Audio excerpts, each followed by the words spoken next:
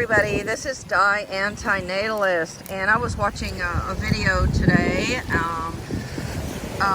and I got just a little different perspective than I have before on antinatalism. And the video was discussing asymmetry and the fact that no amount of pain is worth feeling. And then my friend Alex made a post on my Facebook group, and you know, he said that, you know, if you were promised you know, 24 hours of pleasure in exchange for, you know, 1 hour of, you know, horrible pain, nobody would choose that.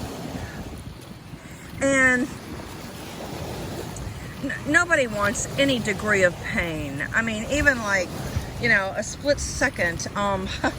I remember one of my first most painful episodes. I was over at my Aunt Cap and Lita's house on Lover's Lane in Dallas, Texas. They were child-free. They were my great aunt and uncle, and they never had kids, probably due to infertility. Don't know. But anyway, I was outside. We were outside, a couple of family members, and I was leaning up against the car. I was probably around 10 years of age.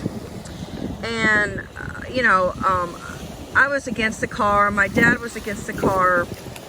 And the door was ajar. And I was like, you know, just like little kids do, they like to play with things. And so I was playing with the door of the car that was ajar. And my dad just like accidentally leaned onto the door and crushed my hand or my fingers. And I just remember letting out such a squeal. Just, I mean, it really, really was intense pain. I mean, imagine this stick having feelings, and some are biting down onto the stick. The stick could, you know, represent a finger. So anyway, I was screaming, and I'm sure the neighbors on Lover's Lane could hear my cries and my pain. And my dad immediately was just, you know, he almost dropped to his knees in sorrow, because he knew that he accidentally crushed the car door on my fingers and my hand. But anyway, so I just thought something when I was looking at my dog. And you know, some people use the excuse of birth and reproduction that you know, you can do good things for your child, or you can do good things in society, or your child can possibly grow up to do good things in the world. However,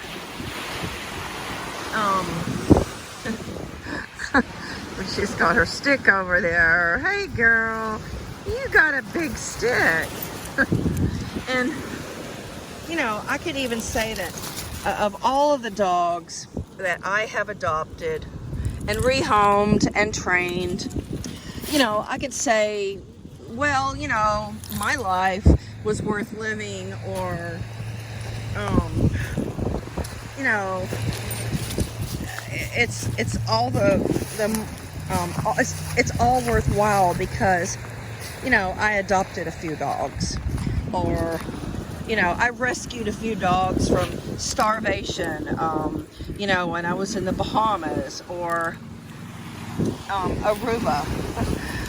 One of my dogs had, it was a tick disease called Ehrlichia, and it's akin to Lyme's and heartworm.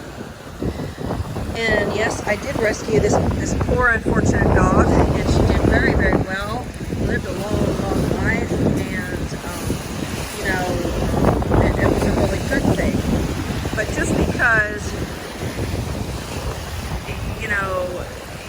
can rescue 1 dog, 2 dogs, 20 dogs, 100 dogs.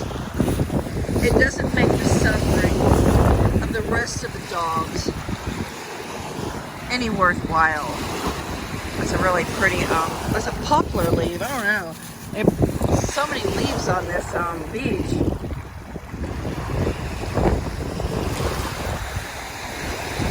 The beautiful, beautiful, like autumn colors. This is probably like the last week of the, the really perfect scenic leaves that are changing colors. But so that was just kind of a perspective that that I had today when I was looking at my dog, and I was just applying the asymmetry that Benatar has used in his statements and in his books, his writings, that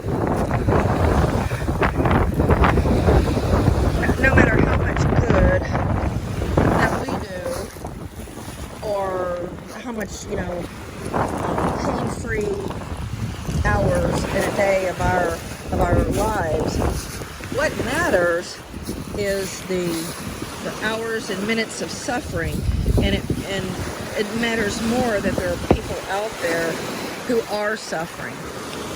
I live in a Western world.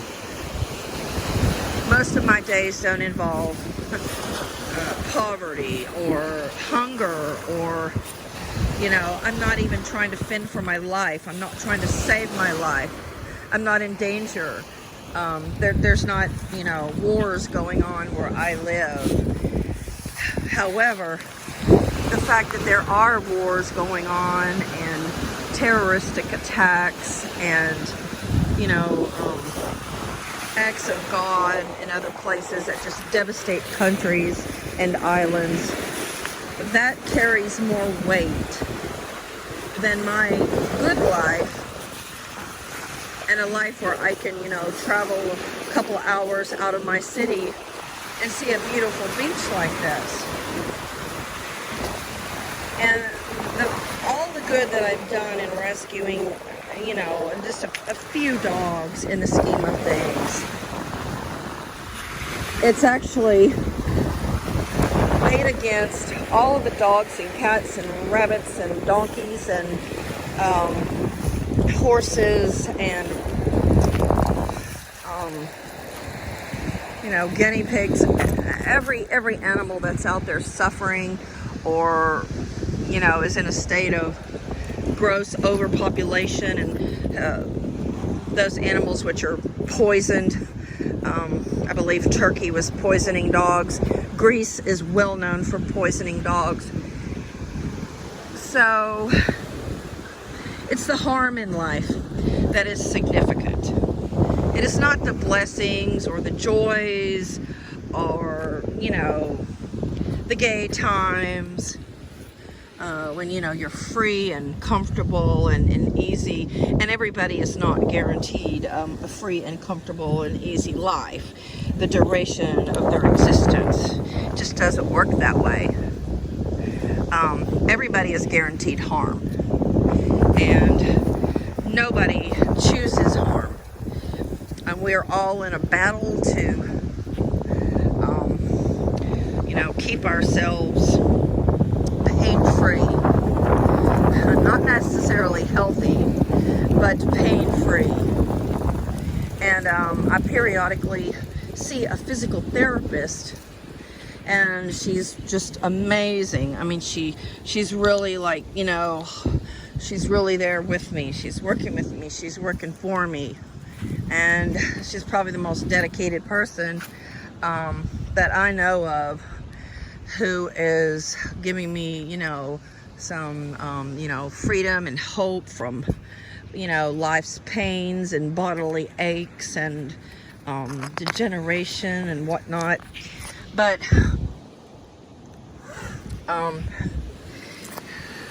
the asymmetry of pain versus joy, it's just too significant to not consider. And when people have children, they are imposing pain on their lives, and you cannot undo, you can't, retract that deed. You can't dismiss it. Dismissing the harm that a parent has done to a child by placing them into existence is nothing short of abuse. And, my own parents dismissed, look at this, it says eat spinach. Somebody else marked on a stone that said, Happy Halloween. Oh, how interesting here. Look at these two stones. Those are very cool. One trait that some people have is utter dismissiveness, and I just can't express the rage that causes in me when, like if I were to say, my neck really hurts today, or boy, my knees are so stiff, I can't climb these stairs.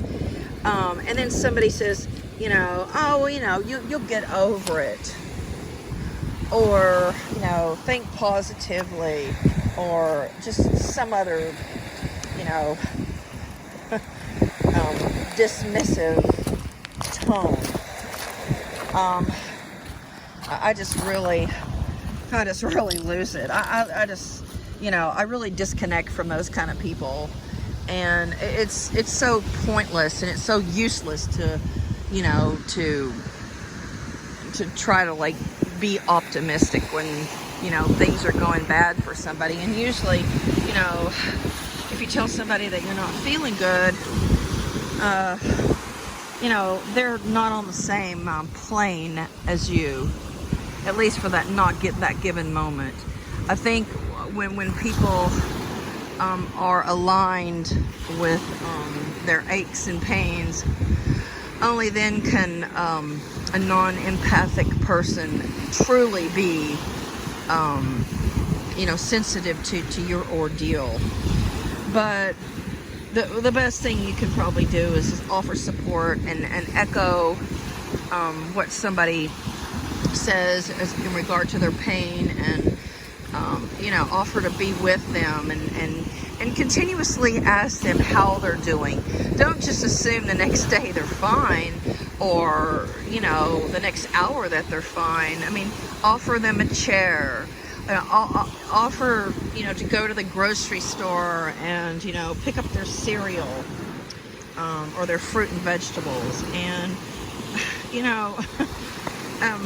if somebody is in discomfort, it's probably one of the loneliest feelings, because people know that if their friends and family are not equally feeling the same pains at the same time, then they're just likely to be dismissed. And I find that true empaths and highly sensitive people are few and far between. And I really seek those people out in my friendship circles, and even online circles. And I'm very, very conscious of my own potential for dismissing somebody's pain. One thing you can ask somebody is, how bad is your pain on a scale of 1 to 10? And if they say some number over 5, just being around that person, or sharing the day with them, or calling them, or bringing them some food or some takeout, because it is very, very lonely feeling pain. And I do recall, my first most painful episode. My dad was very sensitive, in that he actually caused the pain from my finger being crushed in the car. But the finger was not hurt, it was not cut, it was just excruciating for a little girl to feel. So no amount of pain is desirable, and nothing makes up for the pain and losses that we endure during our lives. And that's just about all of my video. I'm not the first one to come up with that. I am just, you know, I'm actually repeating things that I've heard from other people, and the connection to rescuing dogs. Meanwhile, you know, there's many other dogs that will never be rescued or treated medically, or, you know, will be fed and watered and medicated. That just seemed really significant to me. And there's not a day that goes by that I don't think of animals who need assistance. And it just really stings me to the core. You know, I've been in situations where I had to pick a dog, and not only just in shelters where I literally knew that I would be leaving tens of hundreds behind, mostly to be euthanized, but I have been in countries and islands where, you know, I had to make a decision of who to take back. And the last dog that I took back, his name was Miguel. Some of you may remember I had, you know, many videos of him. And it wasn't exactly a chosen dog, although I really liked him. He was very difficult to bring back, and he had very difficult and complicated medical problems. However, he was in the most danger. He was the most unhappy. Oh, there's some sea glass. Yes. I've found a lot of sea glass. Mostly it's white. It's the most common. But I've found green, amber, light green, and even a cobalt piece. Yeah, but back to Miguel. Miguel was in just incredible amounts of discomfort and agony because of his skin condition. And so the decision for me to take him from the beach area, Oaxaca, Mexico, was literally to just spare him from another day of suffering. And it also spared me of the agony of recalling the situation that he was in. And he was in the care of a veterinarian, but they had no resources, or they had no way of understanding what his dilemma was. So I knew bringing him to the United States would give him the best possible option, and then it did. So he was able to recuperate, you know, some joy in life that he certainly did not have in Mexico. So anyway, hope you've enjoyed the video. And Summer, she's over there. She's making friends with people and entertaining people. She found a bag of Doritos. I think she actually stole it from the women that were sitting down. So she brought me the bag of Doritos, and I fed it to her.